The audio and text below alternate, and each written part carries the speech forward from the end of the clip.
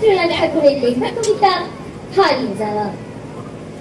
ছোট্ট আমার মেয়ে সঙ্গিনীতে ডাক শুনতে পেয়ে সিঁড়ি দিয়ে নিচের তলায় যাচ্ছিল সে নেমে, অন্ধকারে ভয়ে ভয়ে থেমে থেমে।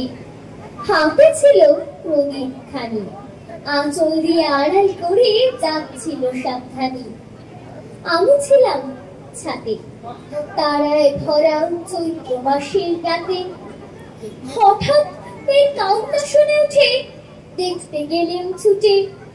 সিঁড়ির মধ্যে যেতে যেতে প্রদীপটা তার নিভে গেছে বাতাসেতে। সুধাইটারে কি হয়েছে বামি? চিকেনে কয় নিচে থেকে হারিয়ে গেছি আমি। তারায় ভরা চৈত্র মাসের রাতে ফিরে এসে ছাতে মনে হলো আকাশ পানে চেয়ে আমার বামের মতোই যেন অমলিকে এক মেয়ে। নীলাম্বরের আঁচল খানি ঘিরে দীপশিখাটি বাঁচিয়ে একা চলছে ধীরে ধীরে। লিপ্ত যদি আলো যদি হঠাৎ যেন থামে, আকাশ ধরে উঠতে